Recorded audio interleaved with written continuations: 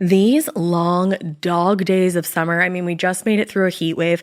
Mama was parched through this heat wave. I was hitting up Dunkin' every single day, and I will continue to probably for the rest of my days, but especially this summer.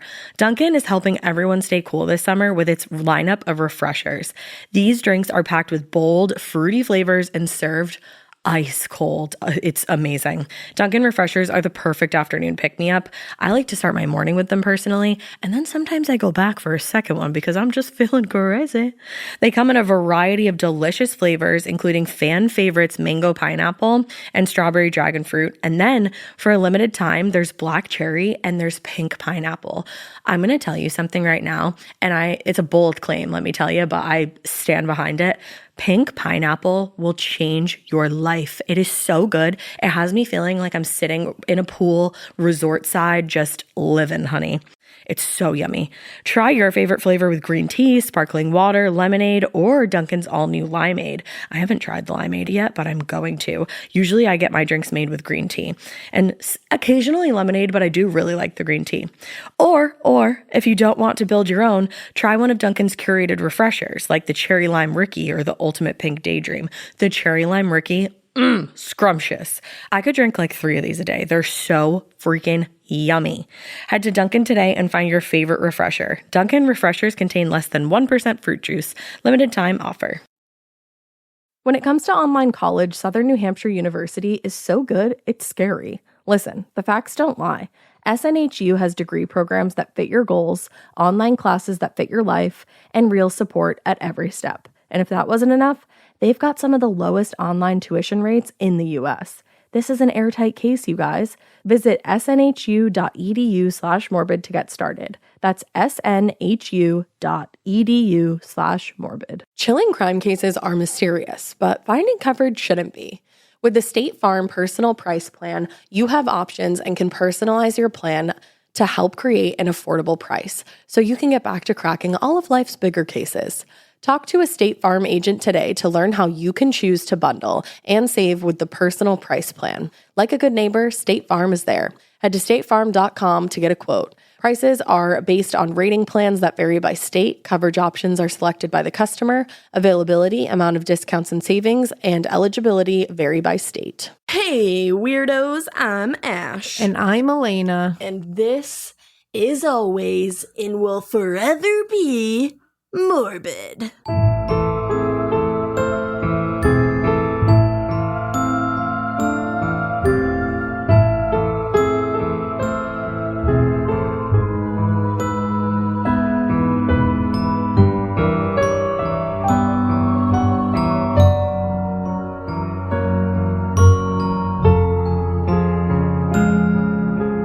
Wow, that was intense. You're welcome. I liked it. Yeah. Yeah. You know what? I do thank you. Yeah, I figured.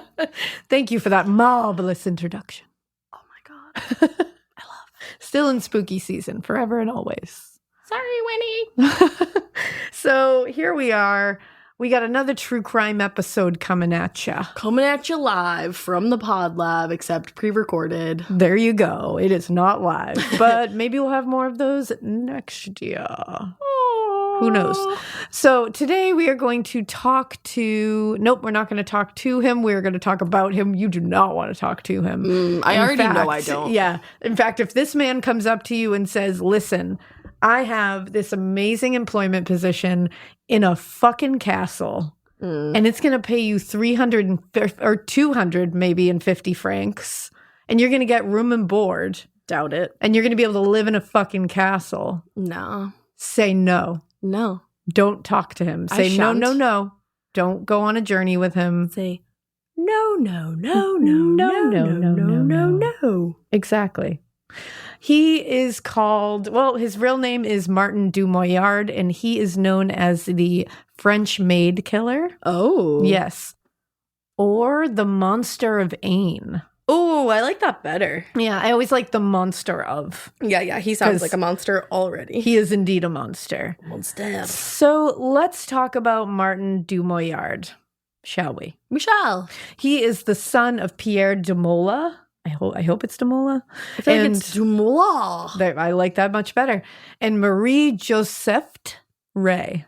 God. This is going to be a real experience, everybody. I am not French. Yeah, we're in a place of France lately. We certainly are. We're not meaning to be. It just kind of happens. No, sometimes we do that with each other's, though. Yeah, like the vibes just make sense and we don't even realize it. The vibes just correlate. So Martin Dumollard had a wild beginning. Like his childhood was a wild, wild time. The wild, wild west. And it kind of hinted at the kind of life he would lead up to his death, pretty much. So Pierre was a noble from Pest, Hungary. And his family had lost their status and power when the Austrian Empire was formed. And he was determined to gain it back by anything, including attempting to assassinate the emperor, Frank Joseph. Okay. So that's bad. So he did this with a large group of rebels, and most of them were actually caught and executed, usually by dismemberment and other really intense and really gruesome methods of torture and death.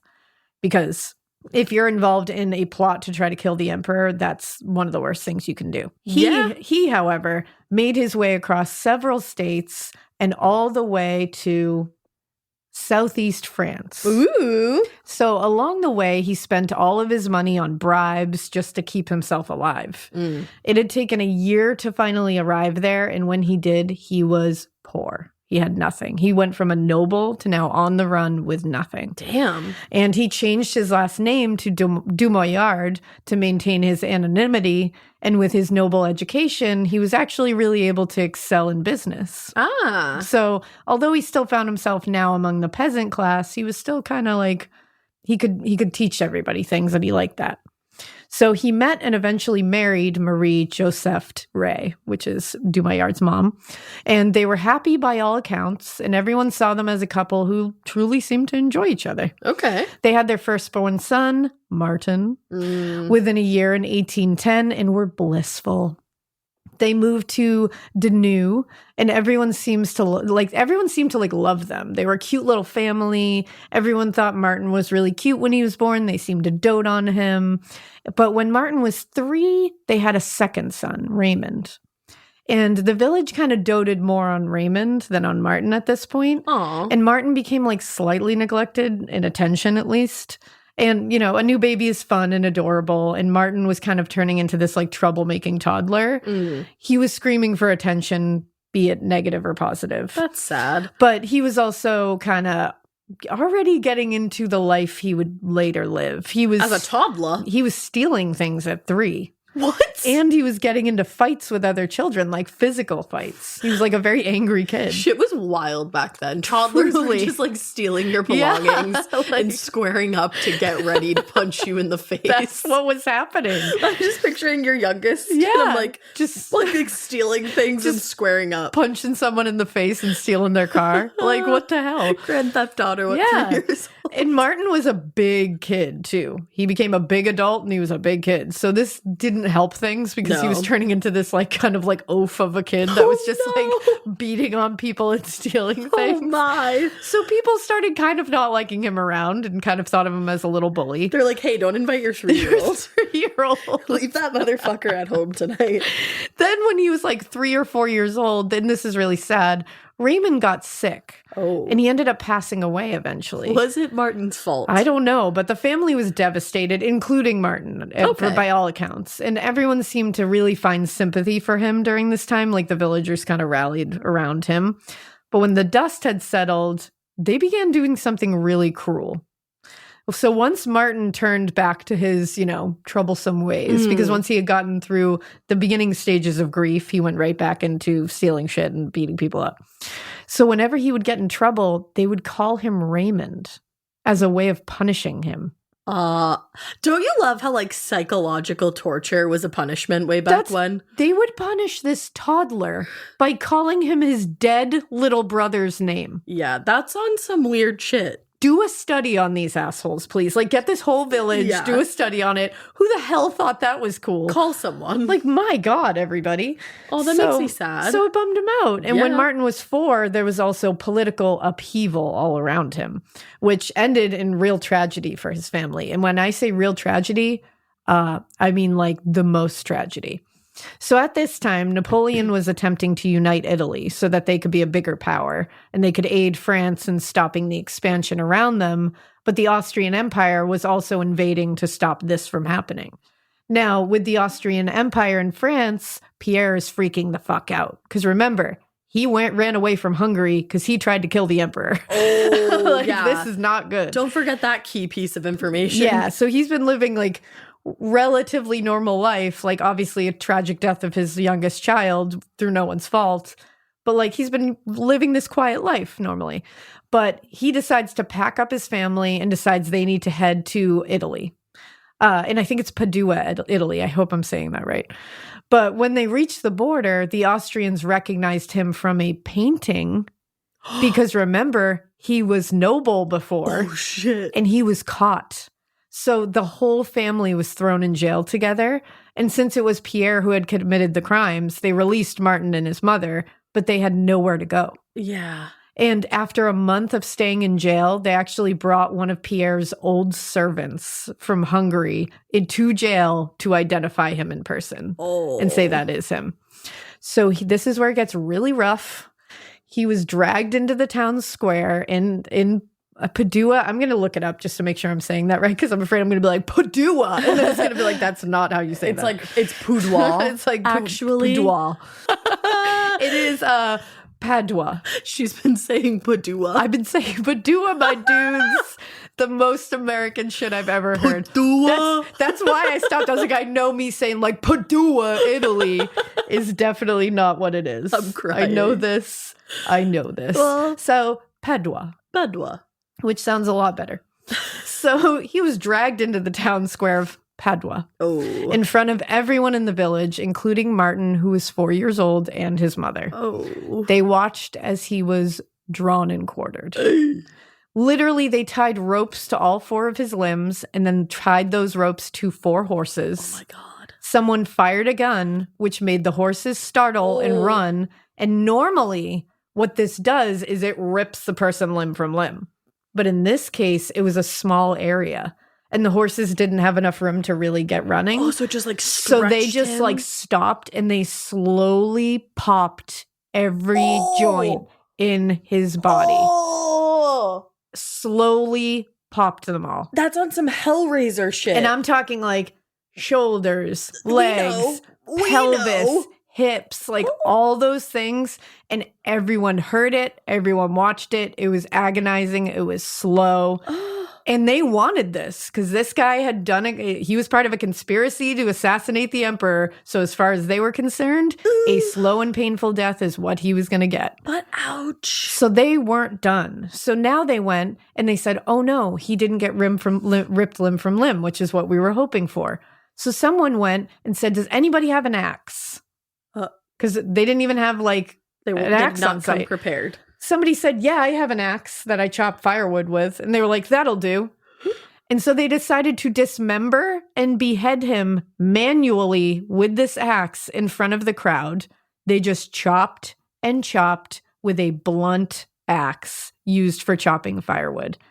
As he is still alive, screaming in pain, while his wife and his child are looking on. Oh, yeah. So in that moment, Martin became a serial killer is what you're telling me. Yeah, this is pretty much it. What the fuck, dude? And what's worse is Marie and Martin, neither one of them could speak Italian or Austrian. So they were hearing all these things being yelled around them. They couldn't understand what was happening.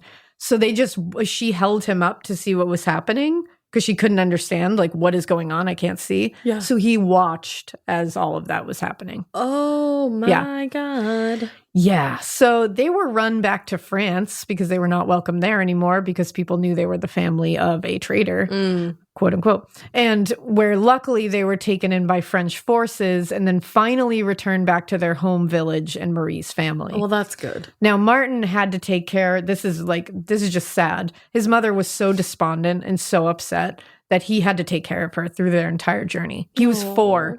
And he was literally learning to kill animals with his bare hands for food and to bring to his mother because she couldn't even feed him. Damn. Yeah. So he was already like that. The light went out then. Like he was gone. That was it. So when Martin was old enough, he ended up getting work as a shepherd and was literally isolated in the mountains with sheep. And he stayed to himself and didn't like to talk to anyone else. He would literally stay up there for months and months until winter. And it was at that time that he took the sheep to the pastures in the village, and then he would work jobs on farms. But during this time, he also fell from a hayloft at one point and severely injured himself. And it never really healed properly, and so he walked like hunched forever after that.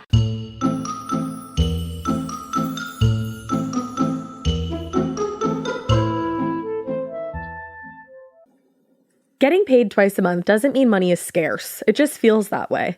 That feeling makes you do weird stuff, like putting things on a card you didn't need to. Earnin removes that feeling. With Earnin, you can access up to $150 per day of money you've already earned, plus up to $1,000 between paychecks. Standard transfers take 1 to 2 business days with no mandatory fees, and expedited transfers start at $3.99 and cap at $5.99. 5 million people are already on it, and honestly, it's wild it didn't exist sooner. Download Earnin on the App Store or Google Play, spelled like earning money without the G. Type in Morbid under podcast when you sign up. It'll really help the show. Earnin is a financial technology company, not a bank. Access limits are based on your earnings and risk factors. Standard cash outs take 1 to 2 business days with no mandatory fees. Expedited transfers available for a fee. Tips are voluntary and don't affect the service. Available in select states. Terms and restrictions apply. Visit earnin.com for full details. Chilling crime cases are mysterious, but finding coverage shouldn't be. With the State Farm Personal Price Plan, you have options and can personalize your plan to help create an affordable price so you can get back to cracking all of life's bigger cases. Talk to a State Farm agent today to learn how you can choose to bundle and save with the Personal Price Plan. Like a good neighbor, State Farm is there. Head to statefarm.com to get a quote. Prices are based on rating plans that vary by state. Coverage options are selected by the customer. Availability, amount of discounts and savings, and eligibility vary by state.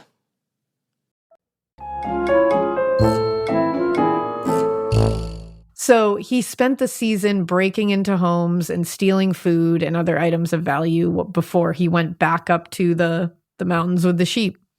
And at this point, as he's breaking into homes and stealing shit, he fled when the villagers began to call authorities, because all of a sudden the villagers are like, we're missing all this shit. Like, somebody's stealing our shit. It wasn't like I misplaced this. Right. So they're calling authorities. He got out of there and he sold the stolen goods on the way to get by. Makes sense. This is what he ends up doing his whole life. So he ended up taking odd jobs, doing hard labor at a ton of different farms and earning a reputation as a very hard worker, but a strange and silent man as well. Well, if he told you some of the shit he went through, you might He's seen understand. some shit. He's definitely seen some shit. So he ended up getting a job in a castle in Shire. Oh. Yeah. And he worked with the animals outside. Like, he ended up like just meeting somebody who was associated with it somewhere. And they were like, wow, you're a big guy. You could probably do this work. Mm-hmm. But he didn't speak to anyone at all. It was there, though, that he did meet a maid who worked on the property named Marie Anne Martinet. Oh. She was the only one that he would talk to. And soon they fell in love and had quite a romantic courtship for years there. I love. They got married, and when they left the castle to form a life together, they stole silver from the person they had worked for. And yeah, and he had like taken care of them. Like, he was a really good employer. Yeah. And they stole from him when they left. Okay, that's not and good. He found it out, and he was like, I'm not going to pursue it. I'm not going to press charges because they obviously need it more than I do. Wow. Yeah. Like, it was actually like a really sad. You're like, man. Different. But he said it really like bummed him out that they did that to him as they left. Like, he was like, I would have given you the silver. And like, it makes you lose like faith in people. Yeah. You're just like, damn. So they stopped working in the castle because once they were married, it became really hard. They wanted to start their own life, but times became desperate because now they're not working. Mm-hmm. And neither one of them were able to make a living. Martin decided, I'm just going to turn back to robbing people because my marriage is strained right now because we don't have any money and we're not making a living. So instead of just going to find an actual job, I think I can just rob people. Oh, okay. Because I'm good at that. Let's take other people's hard-earned stuff. Yeah. And he's like, I'm good at that. I think it could happen. Yeah, that's on my resume. Yeah. So he would wait on traveling roads and then violently rob travelers as they came by. He was a highway robber. He was literally a highway robber. Damn. And this is how he started. Now, soon he realized he didn't just have to go after men who had come from market. He could attack beat, and rob women traveling on the road. Oh, come on, Martin. And then he would sell their clothing. And he did, and he would make a good amount because he could sell dresses and shit. When he went home to Marie, he admitted how he had got the money because at first she was like, how are you getting this money? And he was like, okay, so I might have beat up a woman and stolen all her shit. Oh my God. And she was like, sounds great. Yeah. What? Yep. She was like, cool. That works. Okay, so these two So they found each other. And she helped him formulate a plan on how he could just get better at this whole thing and how he would never be caught. And they formed a plan together. And this is how the French Maid robberies and the French Maid massacre began. So his wife was in on it? She knew the whole thing. What? And like you'll find out later like how much she knew. So in early February 1855, Martin set out looking for a victim and came across his first choice of Marie Kurt. He met her in Lyon, and he acted as if he was a manservant of a wealthy man from the country, and he offered her a job, saying that he was sent into town to recruit some maids. And she told him she had to think it over because it would mean leaving, everyone she knew, going to a different city. And so she was like, you know what? How about I meet you back in Lyon in March? Because this is like early February. She was like, I need to get my affairs in order. I need to figure some stuff out. So he was like, sure. I'll meet you back in March. But at that point, he's like, whatever. He's like, I'll come back in March, but I got to do something in the meantime. So he had failed the first time he tried to plan. So this failed him. So now he's on to the next victim while this one just like idled, basically deciding her own fate unknowingly. Oh my God. That same day, he found his victim. Oh. February 28th, 1855, two deer hunters were walking through a forest in the village of Tremois when they saw a person lying on the ground in a clearing in the forest. And it was clearly a woman, and she was motionless. So as they walked closer to investigate, they could see that she had definitely dealt with some kind of very violent attack. It was very obvious. She was naked, for one. And she was described as being bathed in blood. Oh. Seeing the violence associated with this attack, they knew they needed some help. So one hunter left to go get help while the other one stayed at the scene because they were like, I don't even know if we'll be able to find her again. And the woman's belongings were all like thrown around her. There was a handkerchief, a collar, a black tulle bonnet, the remnant of a blue ribbon, and a pair of shoes, all just tossed. Oh, man. And all of them were soaked in blood. Oh, yeah. Now, Magistrate Genoux was brought to the crime scene, and it was determined that the victim had been stabbed multiple times in the body and had been beaten in the head by a blunt object. Oh. Yeah. After staging everything, Genoux determined that this woman had been hit in the back of the head hard enough to knock her out. After she had gone unconscious, she had been tripped, she had been raped, beaten, stabbed, and then left to bleed alone and naked in the woods. So he also escalated to rape at this point. Yes, exactly. Oy. Now, unfortunately, initially, no one could identify this woman. So Genoux believed he should share a photograph of her to try to get someone who knew who she was. Oh. But yeah, so he had photographer Camille Burnaby literally reset the crime scene, but in front of a church in Tremois. What a choice. And they laid the woman out naked still. They didn't even dress her. Nice. In the same pose they found her in and took photos. It is so disturbing and wild. Yeah, I'm all good. You can actually see these photos. Like there are photos of it. That's and it's fucked very up. disturbing.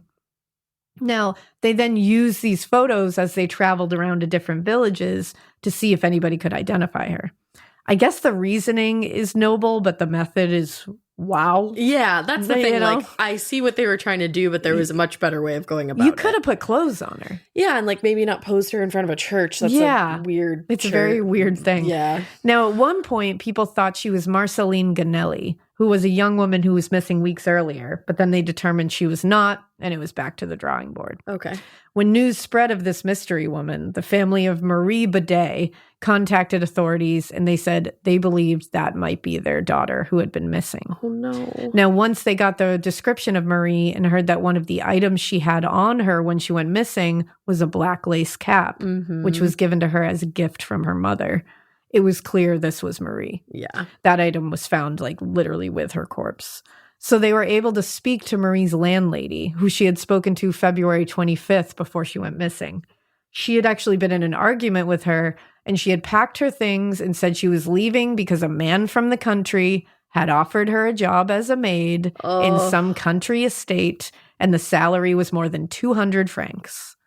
They worked to find a lead and did come across a man named Jacques Verger, who apparently had tried to date Marie before she went missing, but he had an alibi and was ruled out. The next viable suspect was a man named Martin Moriat. So Moriat was a convicted rapist who would literally lie in wait and attack and brutally rape women. Jesus. And he would leave them knocked out. That was his MO. This obviously rang as pretty similar, but he had never murdered before, so this would be a significant escalation to like beat a woman to death. Definitely. Obviously, that happens a lot. People escalate. So they tried to locate him and were having trouble, but this seemed to be the guy to everyone involved. They were like, I think this is him. But after a ton of searching and a ton of optimism, they found out that he was in prison when Marie was killed. So the trail went cold. Went cold. I don't know why I said it like that. The trail went cold. It went ice cold. You said it kind of like the corn kid. Like, it's cold. So now the news of this horrific crime went straight into Lyon. Everyone heard about it. Women were terrified. What the hell happened here? Be going anywhere. So March 4th comes, and Martin waits in Lyon for Marie Kurt, the one who told her she just needed some more time. She showed up. No. But she told him she would not be taking the employment opportunity because she had actually met a man in Lyon, and she decided to stay there. Hell she was yeah, like, girlfriend. I'm not leaving this guy. I love it. But she did tell Martin she would introduce him to a good friend of hers who was looking for work and would likely accept. Her name was Olympe Aloubert. Ooh, what a pretty name. I know, isn't that pretty? Yes. So off he went to meet with Olympe, and when he did, she told him she already had a job, and Marie just didn't know about it yet. Oh, okay. So he was like, oh, shit. But then he was like, is that job paying you 250 francs and giving you free room and board? And she was like, no. So it was pretty tempting, but she knew about this murdered woman, and she was hesitant, but the offer was too good to not accept. Yeah. So she agreed. But as soon as she agreed, he slipped in, well, you have to come with me immediately. That's part of the deal. You have to come meet the employer of the country estate. And she was like, okay. Yeah. So they left Lyon, heading to Tremois. She was still pretty nervous, but she was leaving Lyon with a stranger, promising the world after a woman had been found raped and murdered nearby. So it was, I mean, I get it why she was a little nervous. But he was acting nice. He was being kind. He was a little imposing looking, but she was not getting any angry vibes from him. Well, and she's probably, like, the fact that he kind of walked with a hunch probably threw her off because she's thinking, oh, this man has a bad back. Like, exactly. He's not capable of beating the shit out of someone. Yeah, it kind of helps him out to, like, just go undercover. And you should know that Martin Dumollard was, like I said, he was a big man. He was tall. He was just, like, a girthy man. Thickums. He had one of those huge 1800s beards that go all the way around the face. Oh, those freak me out. Yeah, and it was, like, very bushy and, like, but it was only a beard, not the mustache. You know what I mean? Like that big 1800s beard. You have to have the mustache. And he had kind of like shaggy hair. They're very dark, almost black, everything. His eyes. Sam from Game of Thrones. No. But with a beard. Like, No. No. Yeah, no. He was more, if you look him up, he was an interesting looking fellow. Okay. He has eyes that are a little scary. Like he looks like he's hiding something. Because he is. He also had a swollen upper lip that everyone just, it was a very main feature on his face that it almost made him look like he had a split lip. Oh. But it ended up, they found out later it was a benign tumor that he had in his lip. Oh, shit. Yeah, so it was like this swollen piece of lip. So either way, she wasn't getting angry vibes from him, but he was a little scary looking. So she was like, oh, I don't know if this is a great idea. Yeah. The sun begins to set, though. They're still going. Remember, they have to walk everywhere. So they're walking through the forest. Sun is setting further and further and darker. And she's getting more nervous by the second. So she told him, you know what? I'm not going any further. And she was like, we got to take shelter for the night. There's a nearby farmhouse. I'm going. Like, we're going or I'm going. Something's happening here. And he was caught off guard. So he tries to tell her, it's just a little further. I think we can make it. And then he says, if we keep walking through the night, we'll be there. And she's like, I'm not walking through the night, dude. No, I'm tired. Now she knew something was strange as fuck here, and she was starting to regret coming from him with him. So she dropped everything she had, and she just ran. Well, good because for she her. immediately got the bad vibes, and she was like, you know what? I'm out of here. She trusted that gut. She did, and she ran towards the farmhouse, and she was almost there when he threw a large stone that cracked right into her head from behind. No. So she lurched forward. There's like crushing pain searing through her, almost falling right over, but she caught herself. Oh my God. She caught her balance and she didn't fall. She kept on fucking running. He hurled a fucking rock that hit her in the skull and she kept keeping on. Running. But now he's running too. So he's this huge Goliath of a man running after her after he was just thrown a rock. He's after her now, loudly breathing, slamming his feet into the ground.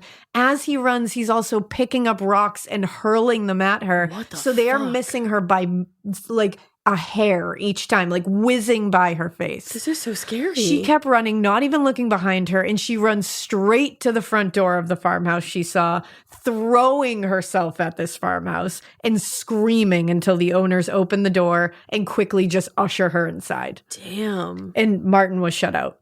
So she stayed with the woman in the farmhouse all night while this woman just like calmed her. And the next morning, the woman called, so she helped her out to helped her head. Turns out she didn't have a cracked skull or anything, but she got a good head wound, a big bump. So the next morning, the woman called a bunch of big dudes from nearby farms, a bunch of farmers. Big dudes are us. Yes, big dudes are us. And together, big dudes. that's what she did.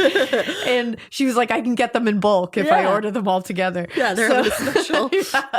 Amazon.com. She got a variety pack. Buy 3 big dudes, get 1 free.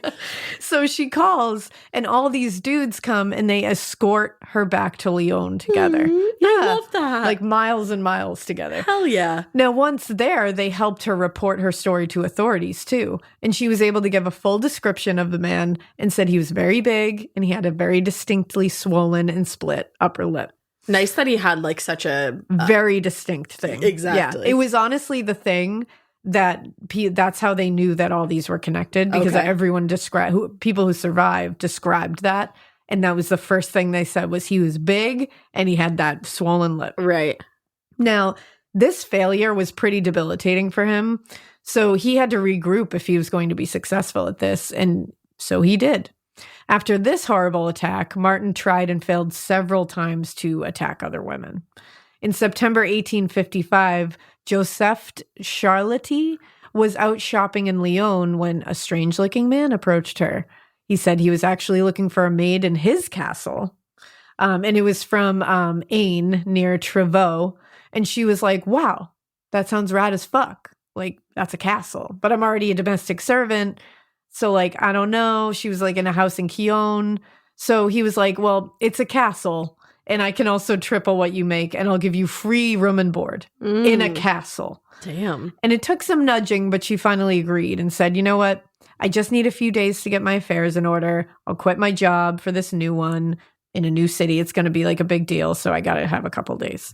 He agreed to meet her back in a couple days to take her to his castle. No. On September 22nd, 1855, the two met in Lyon and started the journey to this new life in a new castle. So he offered to put all of her belongings in a trunk on his back for the journey.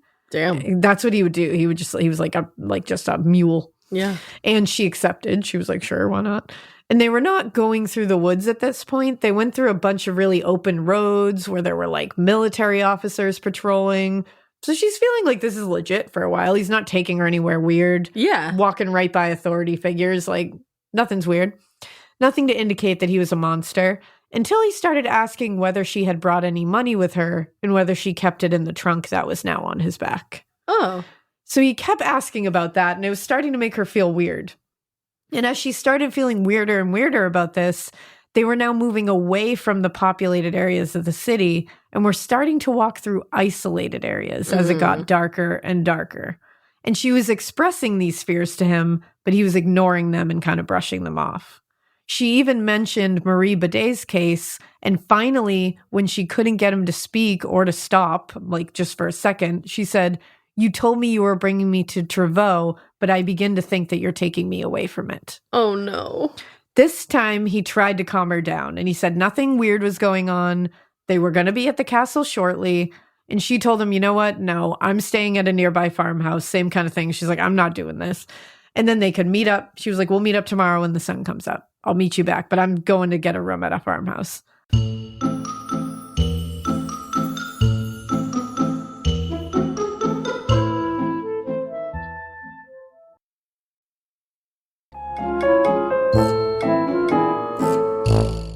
Luckily, she was able to get a room at a farmhouse, and the people in the house were like, "Yeah, that sounds like some of the recent attacks that have been happening. You might not want to meet that guy." Oh, thank goodness that she was able to stop. Exactly. So she didn't meet him the next morning. Good. And she did report this, but technically nothing had happened. So there wasn't a lot that they could actively do. Right. Because they were like, "He didn't attack you. Yeah. You don't know. Maybe he was going to take you to a castle." Exactly. But, they were like, "We can't really arrest him for being weird or try to find him just for being weird." But hopefully they wrote it down. Well, that's the thing. They were, however, interested when she mentioned that split and swollen upper lip, just like the other women had specifically mentioned about their attacker, and putting it together with like how she was brought on the trip with him, the offer for employment. It's all the same. The 250 francs, like very specific. It was pretty safe to say this was the same guy, and she was very lucky.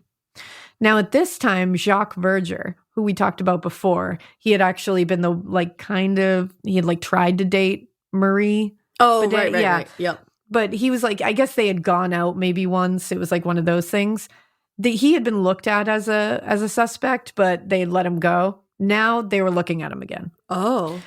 Because again, they're not getting any leads on that. So I think they're really scraping, and they're like, "You know what? They want to make people feel safe. He has a connection to her, so we're just going to hang on this." They were really unable to nail it down on him, though, and they were unable to connect any of the other victims to him either. But he's all they had. So he was in jail. They held him in jail for now. Man.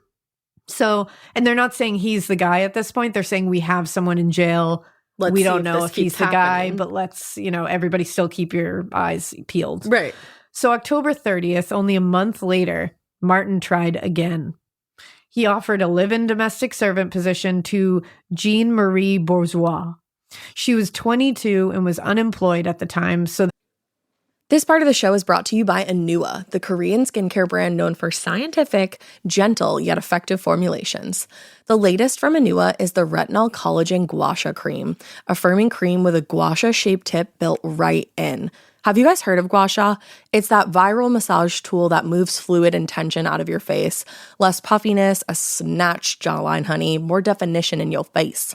Retinol firms and reduces fine lines, and collagen keeps your skin plump and structured. This cream has both of those things, arguably the most optimal combo for that snatched, lifted look all in one step. I am obsessed with the Gua Sha cream. First of all, it feels so cool to the touch. When you put that on your face, it's just like, this is lovely. It's like a little spa treatment that you can give yourself. I like to do mine at night after I get out of the shower. I rub the cream on my face with the little gua sha. I'm sculpting that jawline, honey. I got it on the cheekbones. And actually, I had a facial the other day, and the lady doing my facial, the professional, she said, "Do you use a gua sha at home?" And I said, "I do." And I said, "How did you know that?" And she said, "I didn't have those little bumps in my chin or different areas like that." So she could tell that I was using the gua sha. And I said, "Oh my God." I just feel like I wake up less puffy in the morning when I do it the night before. But you can do it whenever you want to. I, 10 out of 10, recommend this product. The Anua Gua Sha Cream Value Set is available at anua.com, already discounted. Use code MORBID for an extra 10% off. That's ANUA.com, code MORBID. The Sherwin-Williams summer sale is here. Get 30% off select paints and stains or 35% off their newest product, Emerald Symmetry, July 17th through the 27th. Whether you're looking to refresh your interior or your exterior, they've got the colors to bring your vision to life. And with delivery, getting everything to your door is easier than ever. Shop online or visit your neighborhood Sherwin-Williams store. Retail sales only. Some exclusions apply. See store for details. Delivery available on qualifying orders. This was actually a huge blessing and opportunity in her eyes. He arranged to travel with her the next day to Trevaux. They began their journey, and much like all the other women he had lured along with him, she felt pretty weird about him pretty quickly. She could feel his anger, she said, like he was frustrated and angry. And he was playing at being polite, but she was like, it wasn't really working. So they walked a long time, nearly 12 miles. Damn. Like, long time.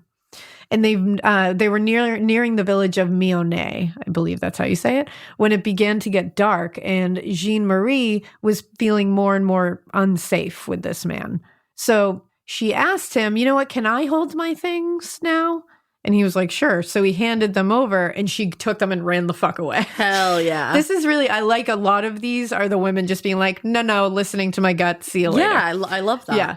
So she ran the fuck away. She just ran because she knew that there was a monastery up ahead. And she was like, I'm just going to someone who can help me. She didn't even look to see if he was chasing her.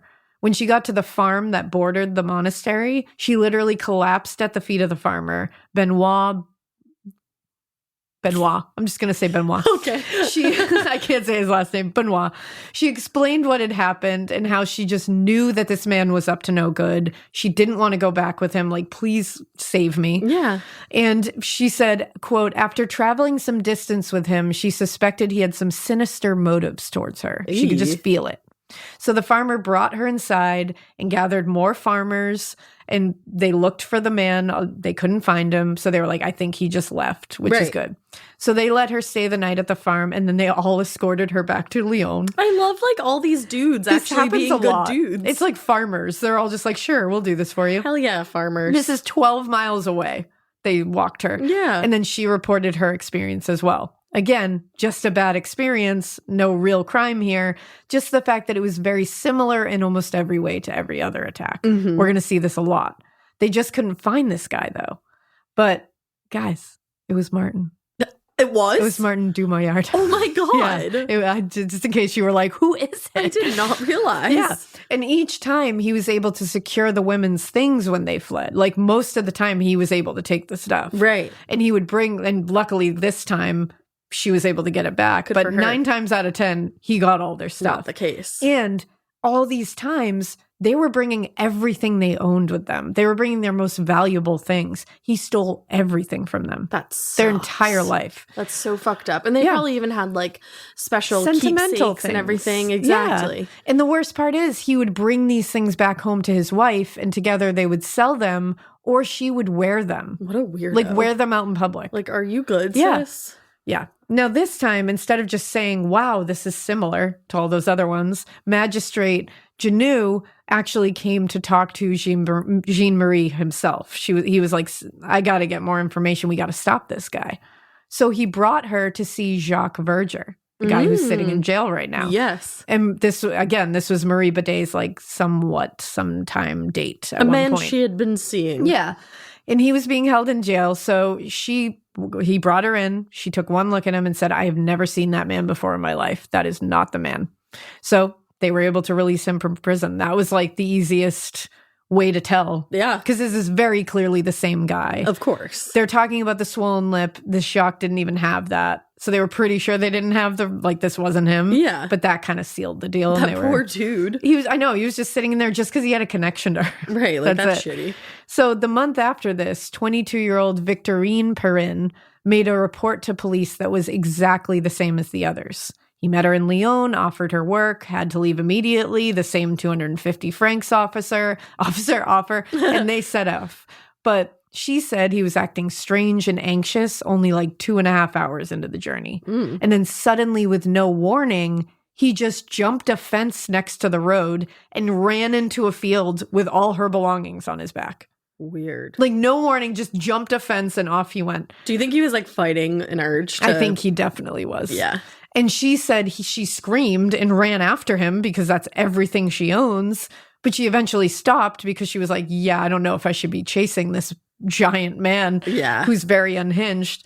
So she ran to a nearby house. And the farmer who lived there was named Jean Perret. And he lived there. He escorted her back to Lyon. Of course he did. And this is where she made the report. But again, it's getting stranger. He's acting stranger. Yeah. He's already killed. Like, when is it going to happen again? Killed and raped. Exactly. Now, this kind of stuff kept going till like the end of the year. He was just doing this over and over again, failing sometimes, like succeeding other times. Same story, and he wasn't caught. Some of them were physically attacked. Some of them were raped. At the end of 1855, it seemed to stop. So they hoped he had either moved on, got arrested for something else, died, like something happened. Unfortunately, No. they were wrong. Damn it. So December 1858. Now, that was the end of 1855. So we have a little leap. Things happened between this, but a lot of them either weren't officially reported and were reported later during the trial. Like people would come out and be like, oh no, he also stole shit from me. I just didn't report it. Yeah. Or there's also some unidentified bodies that they believe might, and girls that are missing. During that time this period. was that time period. That makes sense. So this is when Martin walked into the home he shared with his wife, Marie Anne, and he just handed a silver watch to her and a giant pile of bloody women's clothing. Oy. And he looked her in the eyes and said, I've just killed a young girl in the woods of Montmain. I'm going to bury her. And then he just Oh. grabbed a shovel and left. Okie dokie. He came back hours later and his wife had questions. She just wanted some details here. So he told her he had met the girl at a train station in Montluel and he did the same song and dance, but this time he was planning to take it further. He had gone into it with the plan. Intent. He offered her employment. When she accepted, he checked her luggage at the train station so that he could come back for it later. Wow, that was kind of a bold move. Yeah. He then led her to the Montmain woods, and when they had come to a clearing, he hit her from behind and knocked her out. He then stripped her, raped her, and then killed her in the same way he had killed Marie years before. Damn. He told her that he buried her a few feet underground, and it wasn't anywhere that she would be found.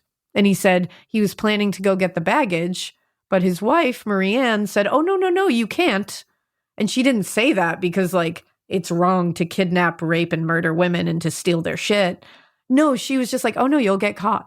She was like, no, the baggage guy at the station saw you with her when you checked the bags. Oh my God. Like, you can't go. And he was like, you're right. And then together they were like, okay, I guess we'll just have to find another one. So just killed that girl for literally no reason at all. reason, because now they can't even get the bag. The fuck? Not that it was a good reason to begin with at all. But their quote unquote, their reason, Right, like quote unquote. Yeah, it's like you killed this girl because your plan, which he killed because he was also he a enjoyed monster. it. Yeah. He enjoyed it. He was a rapist.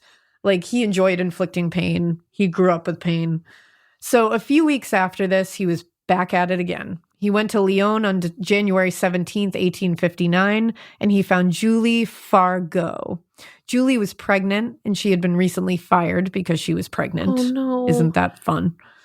So she was an expectant single mother and was desperate. So, of course, she took the bait. Duh. They set off, but after some time, Martin said they would not be able to make it all the way to the house, and they should stop at a farmhouse on the way up there. So Martin tried to sleep in her bed with her, but she was like, no, get the fuck out of the bed. What the fuck? Like, you creep. Yeah. Nothing happened that night, but they set out the next morning, and it wasn't long into the trip that he turned on her very suddenly. Oh, no. He grabbed her. He started to pull. She was wearing this big, heavy apron that was like wrapped around her and carrying all her stuff. And he started ripping it off of her. Oh, no. And it had all the money she had. And she screamed. They were fighting. He was able to actually rip the apron off of her after a struggle, and then he ran with it. And she was alone in the forest at this point. And pregnant. Pregnant, alone in the forest, and just starts yelling and crying for help. Because she's like, I don't even know where to go. Luckily, Simon Millay, who was a farmer, and his son Louis found her. They happened to just be like wandering through, brought her back to their home, heard what happened to her. They passed and they were like, we'll bring you back. Because, of course, farmers, that's what they do. They escort you back to Lyon. I just love the farmers. That's what they do. The theme of farmers helping gals. Yeah. So while they were doing this, they passed the farmhouse where the two of them had stayed the night before. Uh-huh. And Julie was like, we got to go in there really quick. So they went in there, and Julie told the innkeeper, Marie, that the man she was there with that night was a robber and had tried to assault her. And she asked him, she was like, do you remember him at all? And the innkeeper was like, oh, I would definitely remember him. Like, absolutely. She was like, I remember the swollen lip And she said, and I heard some of the patrons when you guys walked in, one of them was like, wow, she's really nice. He has a very strange gait. Like basically being like, he's a lumbering oaf. Like that's very nice of her to spend some time with him. Yeah. And he did. He had this very strange gait because of his back and he just the way he walked. So she was like, I would definitely be able to point him out. Just letting you know. And she's like, cool, good to know. So the farmers brought her back to Lyon. She reported the whole thing. Again, her description matched perfectly with the other ones. Like, so you guys need to go on a fucking hunt. And that's the thing. They were like, he evaded them for so long. It's crazy. Because so I'm like, long. You feel like he would just be walking about and you would very much see him. That's the thing. Now, he kept attacking women through 1859 with the same method. Sometimes people would intervene and he was scared off, but he would always steal the items. All the items and the women owned, leaving them with absolutely nothing. So sad. Now, sometimes people just came across women stranded in the woods crying, saying all their things had been robbed. And again, they had the same story. Fake employment, 250 francs, just come with me. We have to go immediately. It's like he never, which it's wild to me. I mean, it worked. I guess if it's not broke, don't fix it. But like, the fact that he went with the same story every time, it's like, that's bold. Yeah, like that's going to get you caught sooner rather than later, you would think. Which I'm glad he's dumb. Yeah. Like, that's great. Now, February 1860, Martin showed up to the Laborde Inn in Lyon, and he had a young woman with him. Mm-hmm. He told the innkeeper it was his niece, and unfortunately, they didn't get her name down. Oh, no. The girl heard him call her his niece, and she ran from the inn screaming. Oh. Was like, no, I'm not. And then ran out of here. Was like, I don't know why he just told you I'm his niece, but I'm fucking out of here. She was like, that's not normal. He chased after her. No. And later the innkeeper was put on the stand when the trial happened and was shown bloody clothing and a bag and a dress. And the innkeeper confirmed that they belonged to this girl. So he just like chased her out of there into the woods and probably murdered her? Yeah. What the fuck? These bloody items were found in their home. And that girl was never seen again and was never identified. Yeah. But the innkeeper was like, I saw her. Like, he chased her. That's what she was wearing. Terrible. April 29th, 1860 was his last robbery. He did the same thing he always did to a woman named Louise Michel. But instead of walking, he insisted they take a coach together this time. And they did. But once they were on board, he was like, I don't have any money on me. You have to pay for this. Nice. And she was like, okay. Like, what the fuck? Like, okay. So he just, once they got like in between where they were going, they got off the coach and they started walking. And he walked her to a very isolated area. All the while, he was being kind of an asshole. He was telling her to be quiet and shut up. Rude. Like every time she was like, are we close? He was like, keep quiet.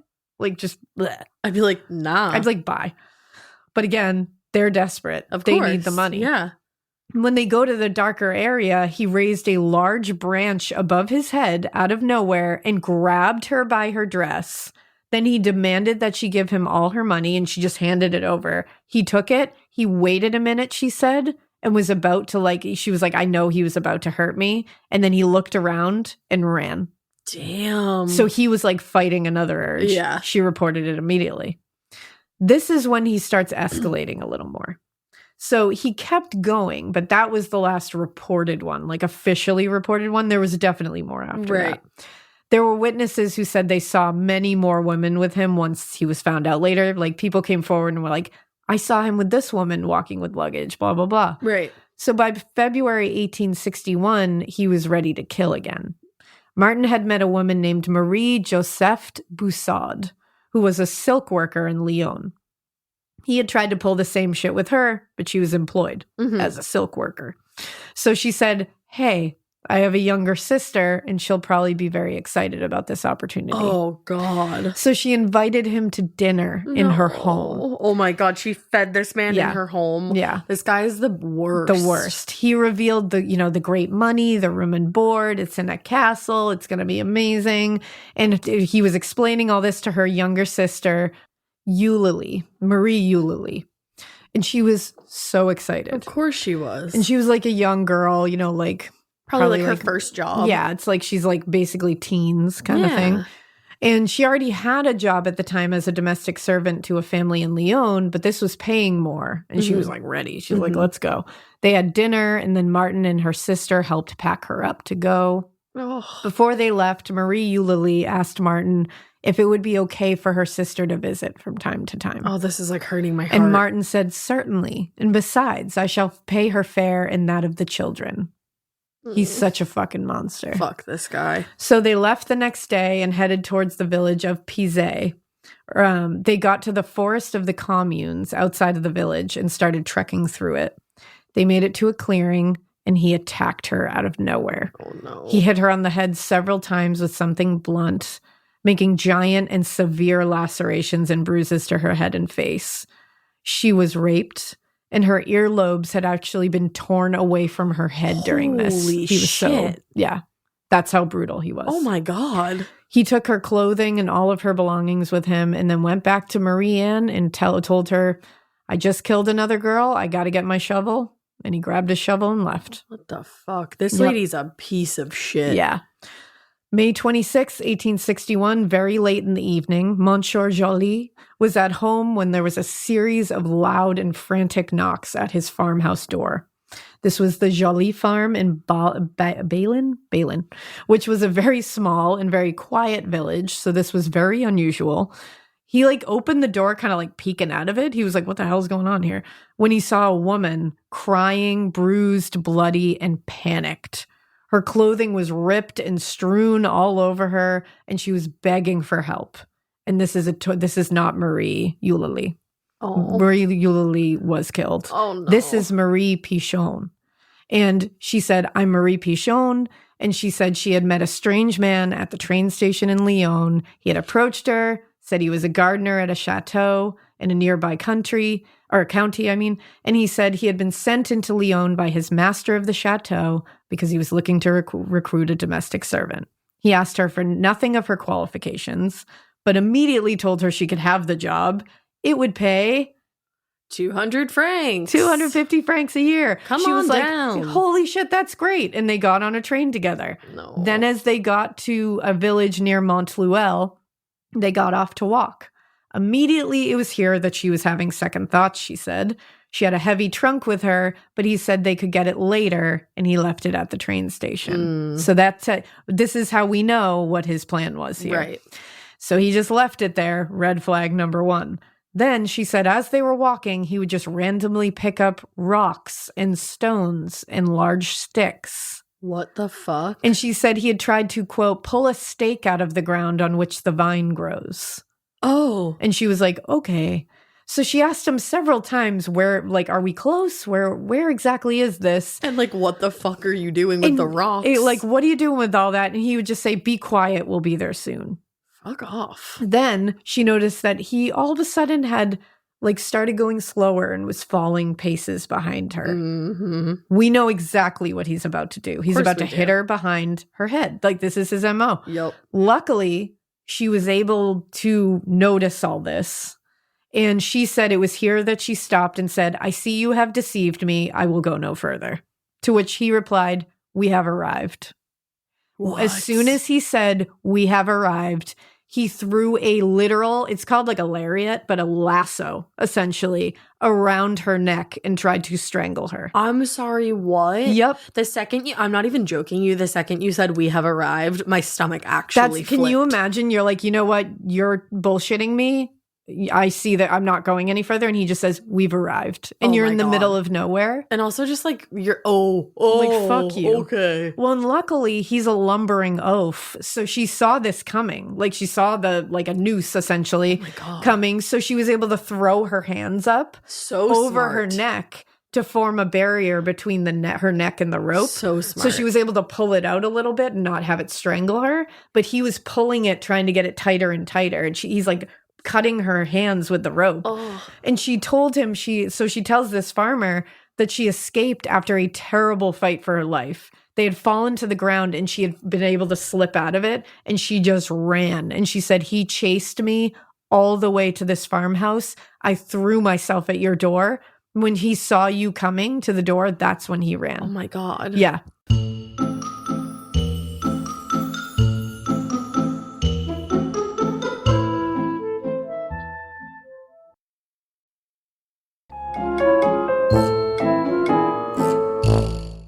which like, Imagine if that man like hadn't been inside. yeah, seriously. He was horrified. The farmer was like, oh my God. And he called the country guard, like local law enforcement in Balin. And when they came to the Jolie farm, she told them the story and described him as, quote, a man from the country dressed in a blue blouse and a black hat with a high crown. She said he was huge and he stooped, his shoulders were stooped over, and he had a scar on his upper lip. So they're listening to this and they're like, wow. Like, and this is the local law enforcement. This isn't Leon, where he is from. This is like the local one. And he just dipped. Exactly. So they're listening and they're like, huh, that's weird. This sounds like this guy that's like been in town lately. His name's Raymond. Yeah. Are you shitting my dick? Or Raymond. Yeah. Yeah. So then as the story went on, they realized, yeah, like this sounds like what happened to the other women too. Like it must be Raymond. Killing in your dead brother's name is a new fucking level of low. Your dead little baby brother's name. Like, wow. It's like he used that punishment that they gave him and like turned it into a punishment against everybody else almost. Yeah. It's like this weird psychology thing. Definitely. So this was only, this is just wild. So Magistrate Janou was starting to connect all of these, obviously. He'd been working on this for years at this point. And especially with that physical description, he was like, we got to get this guy. So they're determining he's likely from the area. He knows it well. He's able to escape so quickly. He's agile, even though he's huge. And he can like easily navigate these forests, these side roads, like, you know, and he's going undetected. So they determined from the reports that this man, again, was huge. He had a noticeably unusual gait. He dressed in like... Getting scared is one thing. Getting a thrill is, well, you want more of those in your life. The Genesis GV70 is built to thrill, baby. A thrilling yet elegant design always makes driving the GV70 an exciting adventure. Its powerful athletic stance screams performance and turns heads. Everybody's looking at you, girl, or boy, or whoever. Command the road and experience a class-leading standard 300 horsepower. Oh my God. Plus, discover the different dynamic drive modes for all different terrains. Choose between the different terrain modes for whatever road conditions you may encounter. The Genesis GV70's award-winning technology and performance lets you drive with comfort and drive with confidence all at the same time. It's an exciting SUV with intuitive tech that can make your ride smooth even when the road isn't. And its blind spot cameras allow you to see what's next to you. It's like having eyes on the side of your head. That's pretty iconic. Its performance, by the way, is measured not only in power, but in how it makes you feel confident, sexy. The Genesis GV70. Learn more at genesis.com and feel the GV70. The best summer pieces are the ones you end up wearing on repeat. Comfortable, versatile, and somehow right for almost every occasion. Quince makes it easy to create a summer wardrobe that you'll love, with elevated essentials made from premium materials like European linen, organic cotton, and washable silk, without the traditional retail markup. I love that! Quince's 100% European linen pants, dresses, and tops are the pieces that you absolutely will reach for all summer long. I absolutely love their linen. I have so many pairs of their linen pants, which you can dress up or you can dress down in the summer. Like, say you're going to a nice dinner, you can pair it with like a silk shirt, a really cute necklace, some good, makeup and an updo. Or if you're just looking for a more casual look, you can do the linen pants with like a loose button-up shirt and you still look really chic, kind of like, I don't know, Diane Keaton vibes, I kind of think. Also, it's not just apparel. Quince also offers elevated essentials for your home, from bedding and bath to kitchen essentials and furniture. They have it all, honey. I am a big lover of Quince, and I really do think you will be too.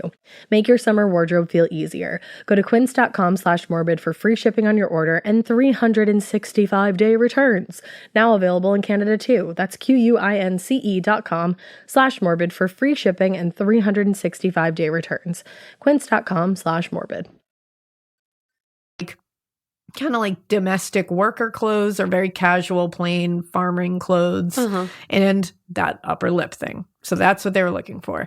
And they begin their search for this man in Denou, where Mary Pichon had been attacked and almost murdered.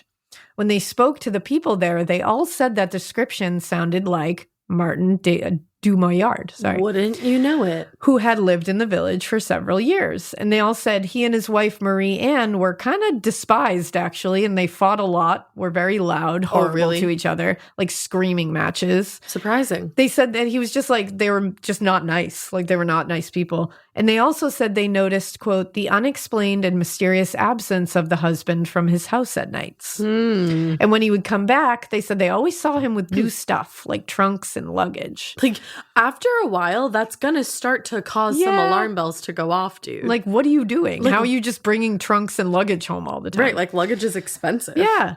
They were also able to find out that he had been arrested for robbery before.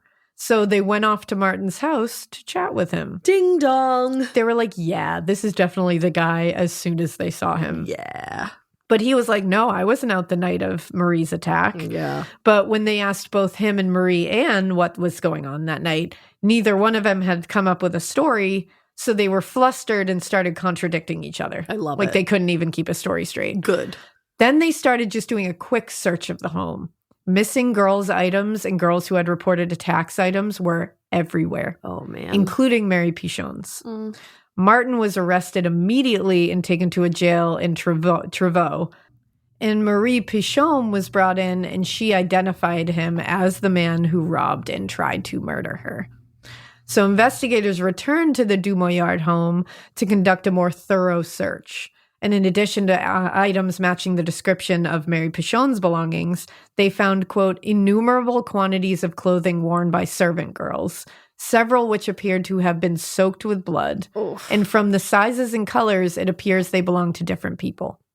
Among the items found, there were as many as 40 bonnets, 57 pairs of stockings, 14 dresses, tons of corsets, petticoats, chemises. They found 560 items that were stolen from random women. What's a chemise? I think it's like stuff you wear underneath. Oh, okay.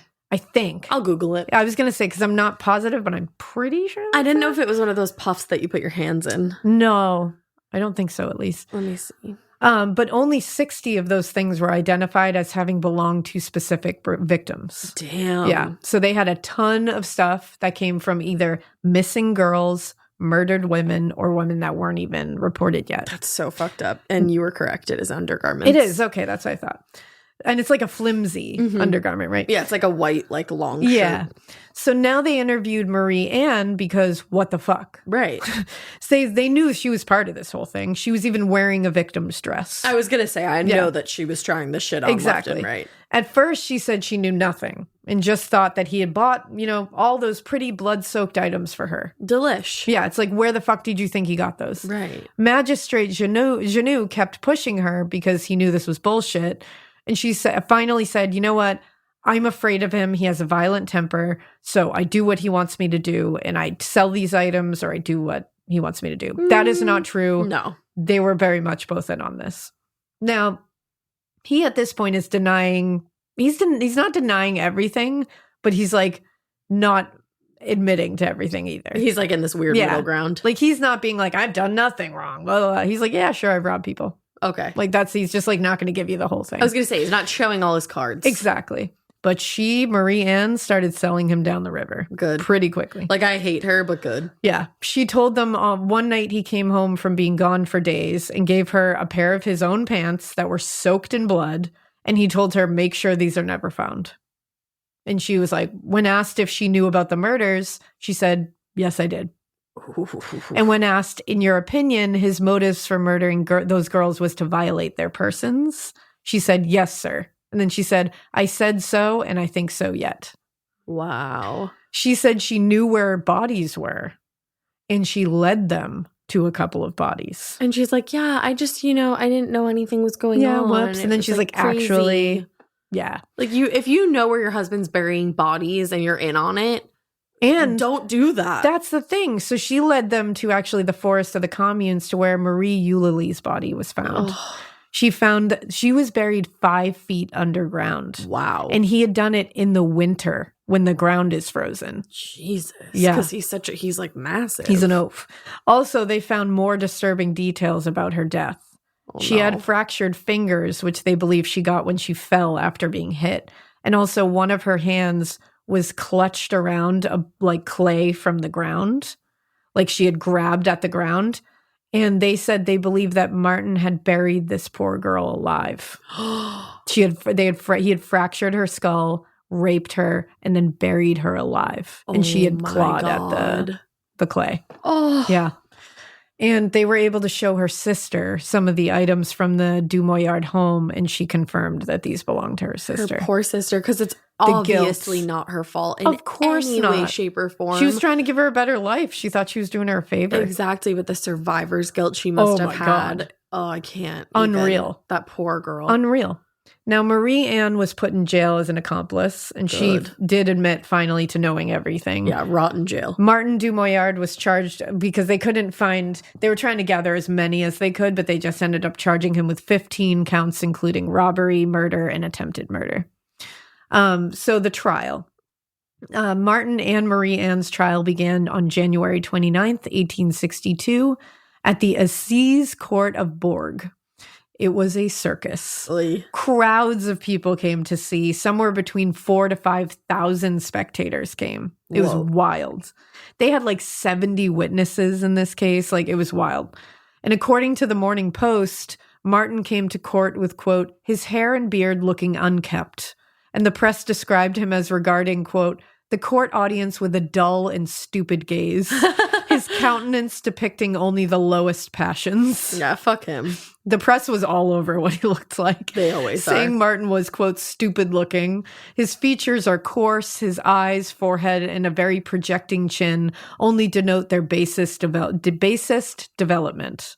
So they were like pretty gnarly. They're pretty gnarly. It's also like so easy to go after somebody else's looks. Like, get creative. That's the thing. It's like, I don't know. Maybe you can make fun of the fact that he's like a disgusting murderer. Yeah, exactly. Like, by all means, he's an ugly monster. Of course. For sure. But Inside. It's like, that's such a low-hanging fruit. Right. Like, it's just like, we know what he looks like. Right. Talk about what a fucking monster he is. Exactly. He's awful. Like, he's depraved. Yeah. He's vile. He's just like, go with that shit, you know? Because it's like, if he looked like that and he wasn't raping and murdering anyone, that would be really fucking mean to say. Yeah, exactly.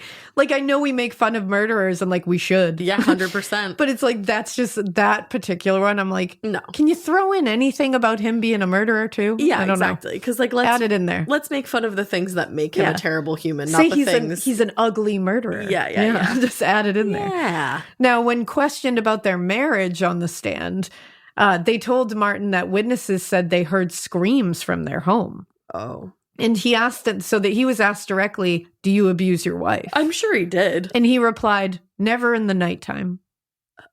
And then he said, it was always in daytime. Does that make it better? Like, what? What, sir? What? Yeah. And the prosecutors were like, okay, well, your problems, according to your wife, are because you have a loose way of living.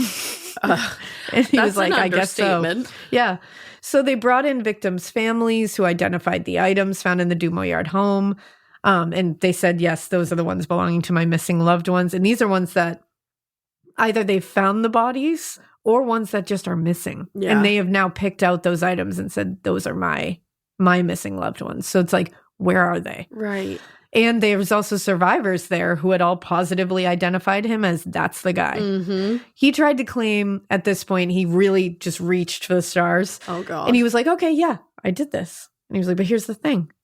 I did this because I was paid to provide these girls to a vicious band of 3 men who gave me all their belongings and money in return for bringing them the women, excuse me. Yeah, totally. That did not happen. What happened to the ones that you killed then? Exactly.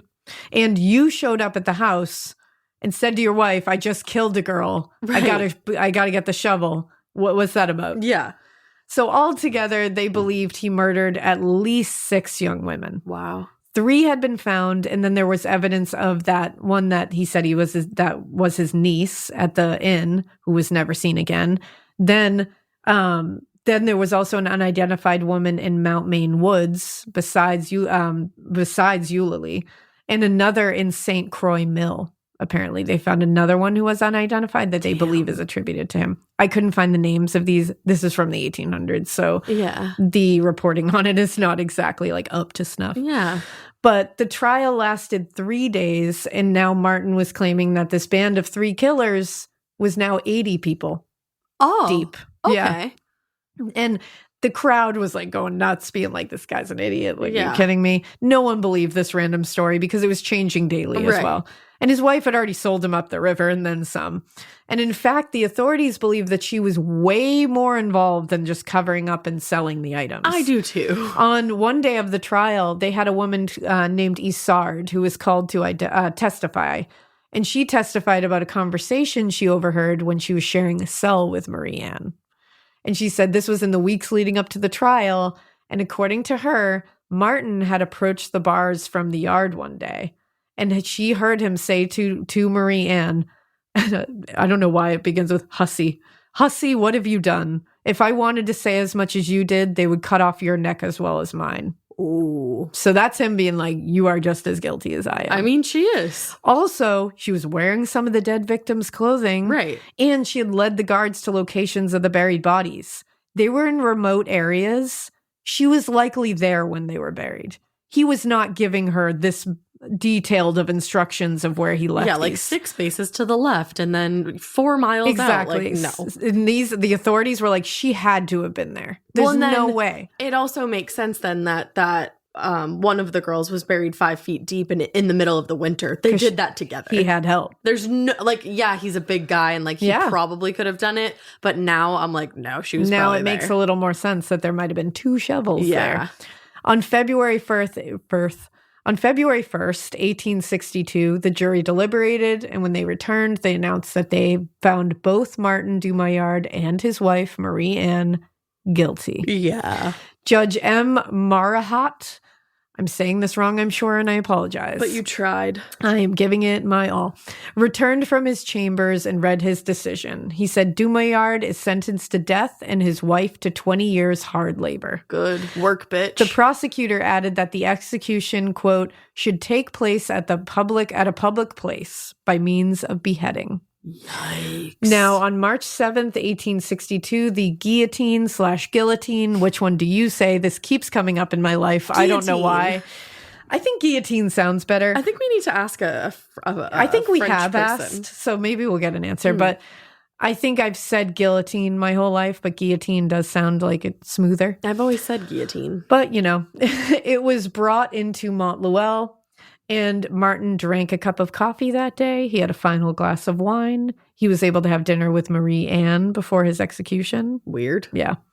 And March 8th, in front of a crowd of over 8,000 people. Damn. And they had done the thing where taverns sold like tickets and God. all these like apartment places like that were selling tickets out of windows, like, you know, that it's like kind of today's thing. fireworks shows when they like rent out a parking space. He said his final words, which were, I pray for other people. I die innocent. Yeah. Not so much, my dude. I don't know about that. He went to the guillotine cool and unconcerned, according to press. And then he kneeled before it, kissed the crucifix, and was beheaded at 6 a.m. His head was actually sent to Lyon Medical School. Huh.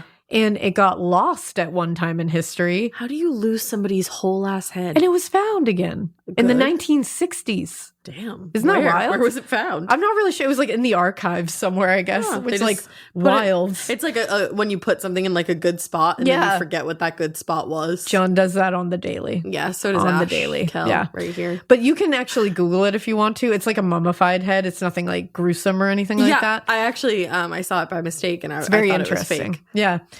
Turns out, like I said, this is when they found out that split lip he had was a tumor.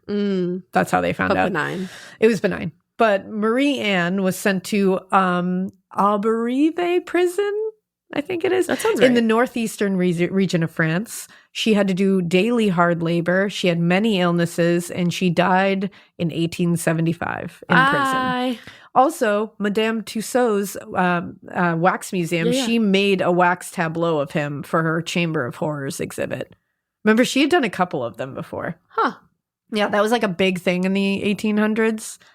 In like early 1900s, her Chamber of Horrors exhibit was like, That's kind of cool. basically like I don't even know how to describe it. It was just these wild tableaus of like real killers, which is like, Oh, like it was all real killers? I think it was all real killers. Oh, I thought like horror movies now. Yeah, that's why I said would it was be cool. Sorry. No, that's why I was like, I'm pretty sure it's like You were like, you are not picking up what I'm putting you down. will not think this is cool. No, that's not. If it was like horror movies, that'd be sick. Yeah. But that is the case of the French-made killer, Martin Dumollard. I apologize for all the French mispronunciations. I think you did a great job. Did my best. French is but hard. It's really hard. I want to take French though, so I'm going to make Babbel. it up to you. Use the Babs. I'll use Babbel and I'll take some French and I'll make it up to all of you. I gave it my best. Well, guys, we hope you keep listening. And we hope you keep it weird. But that's where you help your husband murder a bunch of people and then say that you didn't help him because I don't believe you. And also not so weird that like after you killed 1 million people and you're about to get beheaded, you kiss the cross and say that you pray for everybody because like I don't need your prayers. No, we don't. Bye. Bye.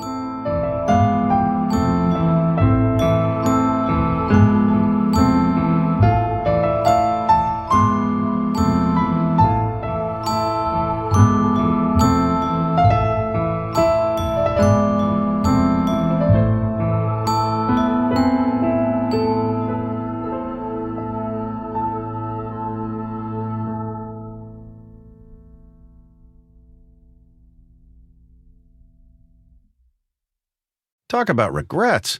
We all know someone who's been in a car accident and said, I don't need to call a lawyer, only to regret it after their pain and damages were worse than expected. When someone hurts you, you deserve to be compensated fairly. Morgan & Morgan is America's largest injury law firm, fighting for the people for over 35 years. Injured? Visit forthepeople.com/podcast. That's forthepeople.com/podcast. Their fee is free unless they win. Every wireless service comes with a cost, right? Wrong. The Text Now app lets you do your thing for free. Get real talk, real text, and 5G data for must-have apps with no monthly bill. Need more data? Add it right from the app. Done? Go back to free. No long-term contracts, no pressure, no surprises. Just wireless that works around you. Text Now. We've got your back. Download Text Now in your app store today. Wireless plans require the purchase of a SIM card. Visit textnow.com for terms and conditions.